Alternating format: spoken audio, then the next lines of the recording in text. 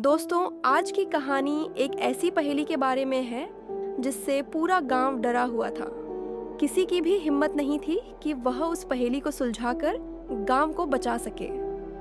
बिहार के हथुआ में एक गांव में रहने वाले सभी गांव वालों ने एक दिन पंचायत बुलाकर फैसला किया कि गांव के सभी नौजवानों को गांव से बाहर भेज दिया जाए। सरपंच ने सभी को सूचना दी। जैसा कि आप जानते हैं कि पुराने किले में प्रेतात्मा का वास है। वह गांव में रात के समय घूमती है और जिस घर में कोई भी जवान लड़का होता है वह उसे वश में करके किले में ले जाती है। फिर उसका कुछ पता नहीं लगता। इसलिए हमने तय किया है कि यहाँ के नौजवानों को किसी शहर में भेज दिया जाए। जब इस प्रेतात्मा की पहेली सुलझ जाएगी तो हम इन्हें बुला लेंगे। तभी गांव के एक बुजुर्ग मोहन जी खड़े हुए और बोले, क्या कह रहे हो सरपंच? हम बचपन से सुनते आ रहे हैं। उस पहेली के बारे में आज तक तो कोई उसे हल कर नहीं पाया। ये सुनकर सरपंच ने कहा, लेकिन इन बच्चों की रक्षा तो करनी ही होगी। कैसे बचाएंगे इन्हें उस प्रेतात्मा के कहर से? वह बोला, सरपंच जी, वह पहेली तो बताइए और हम उसे सुलझाने की कोशिश करते हैं। और उसको सुलझाकर क्या प्रेतात्मा किसी को परेशान नहीं करेगी? सरपंच ने कहा, बेटा वो हम नहीं बता सकते क्योंकि तुम्हारी जान को खतरा हो सकता है। तुम उस पहेली को सुलझाने की कोशिश करोगे। ये बात सुनकर गांव के कुछ लोग तो अपने बच्चों को शहर भेजने के लिए तैयार हो गए, लेकिन ज्यादातर इस बात को मानने को तैयार नहीं थे। सरपंच ने सबको समय दिया सोचने के लिए। सभी गांव वाले अपने अपने घर चले गए। रोहन, जिसकी उम्र लगभग 19 साल थी, जब अपने घर आया तो उसने अपनी माँ से पूछा, माँ तुम्हें तो पता होगा, उस पहेली के बारे मुझे बताओ ना। रोहन की माँ पुष्पा ने कहा, बेटा उस बात को भूल जा, इसी चक्कर में तेरे पिता की जान चली गई और भी न जाने गांव के कितने लोग अपनी जान गंवा बैठे। रोहन यह सुनकर बहुत घबरा गया। वह बोला, क्या माँ पिताजी की मौत उस प्रेतात्मा के कारण हुई थी? अब तो आपको बताना ही पड़ेगा। मैं उससे अपने पिता की मौत का बदला लेकर रहूंगा। बेटा, हम सब बड़े लोगों ने मिलकर यह फैसला किया है कि बच्चों को इस बारे में कुछ नहीं बताएंगे। तुझे मेरी कसम, मुझसे कुछ मत पूछ। रोहन कसम देने पर चुप रह गया, लेकिन उसके मन के अंदर एक तूफान उठ रहा था कि उसके पिता की मौत का बदला कैसे ले। अगले दिन वह अपने दोस्तों से मिला और उन्हें सारी बात बता दी। उसका दोस्त नीरज बोला, भाई मेरे भी चाचा ऐसे ही मारे गए, हमें पता लगाना ही होगा। ये सुनकर रोहन ने कहा, भाई गांव में तो कोई कुछ बताएगा नहीं, हमें गांव के बाहर जाकर किसी से पता करनी चाहिए। आखिर बाहर के लोगों को भी तो इसके बारे में पता होगा। अगले दिन का समय तय करके सभी दोस्त दूसरे गांव में पहुंच गए। वहां जाकर उन्होंने पूछताछ की। तभी उन्हें एक बुढ़िया माई मिली। बुढ़िया माई के घर पहुंचकर रोहन और नीरज ने उनसे पूछा। उन्होंने कहा, बेटा उस गांव के ही नहीं, कई गांवों के लोग मारे जा चुके हैं उस पहेली के चक्कर में। रोहन बोला, माँ जी मेरे पिता भी जा चुके हैं, आप बस ये बताओ वह पहेली है क्या? तब बुढ़िया माई ने कहा, बेटा अगर तुम वहाँ कभी मत जाना, इसी शर्त पर मैं तुम्हें बताऊंगी। रोहन और नीरज मान जाते हैं। तब वह बुढ़िया माई कहती है, उस किले में एक राजा राज करता था, हम सब उसकी प्रजा थे। राजा रानी बहुत भले थे, सबका कल्याण करते थे। कुछ सालों बाद रानी ने एक कन्या को जन्म दिया।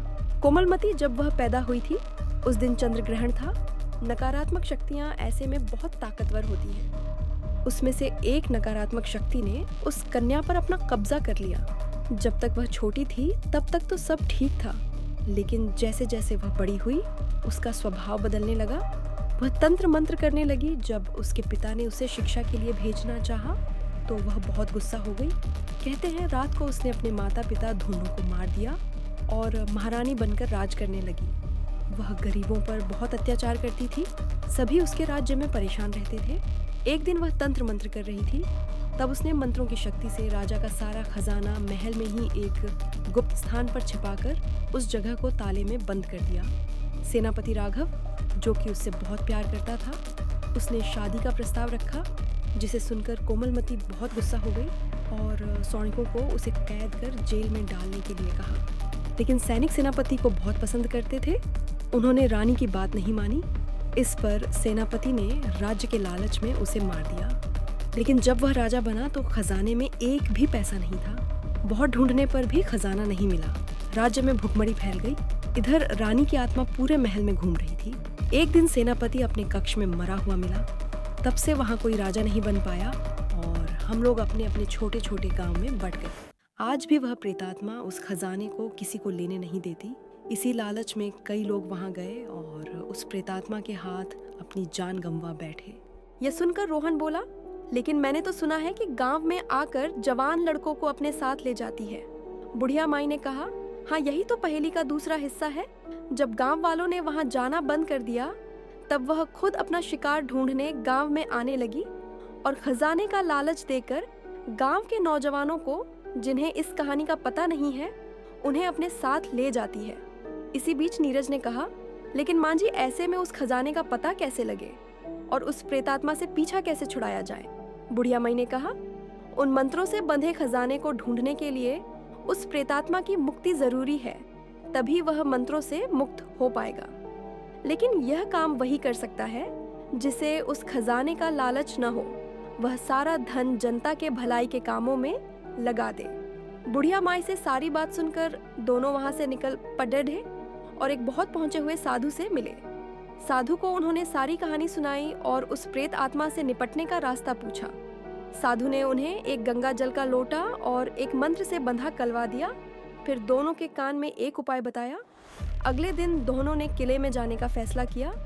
बिना किसी को बताए दोनों किले में पहुंच गए। सबसे पहले उन्होंने वह कलावा किले के दरवाजे पर बांध दिया, जिससे रानी की प्रेतात्मा बाहर न जा सके। उसके बाद रोहन हर जगह गंगा जल छिड़कता हुआ आगे बढ़ने लगा। कुछ दूर जाने पर उनके सामने काला साया दिखाई देने लगा। रोहन ने गंगा जल छिड़कना शुरू किया। तभी प्रेतात्मा बोली, अपनी जान की खैर चाहता है तो चले जाओ यहाँ से। रोहन ने जवाब दिया, हम तुझे मुक्ति दिलाने आए हैं, इस खजाने को छोड़ और मुक्त हो जा। ये कहकर रोहन ने सारा गंगा जल उस काले साइम पर डाल दिया और एक शक्तिशाली मंत्र पढ़ने लगा जो साधु ने रोहन के कान में बताया था। कुछ ही देर में प्रेतात्मा तड़पने लगी। तभी उसके पीछे खजाने का संदूक दिखाई दिया। प्रेतात्मा के मुक्त होते ही खजाने का संदूक खुल गया। दोनों खजाना लेकर गांव में आ गए और सरपंच को सौंप दिया। इस तरह पूरा गांव डर के साए से बाहर आ गया। सरपंच ने खजाना गांव के विकास में लगा दिया। इससे गांव वालों के घरों में खुशहाली आ गई। ऐसे ही मनोरंजक कहानी सुनने के लिए हमारे चैनल को सब्सक्राइब जरूर करें। मिलते हैं अगली कहानी में। सुनने के लिए धन्यवाद।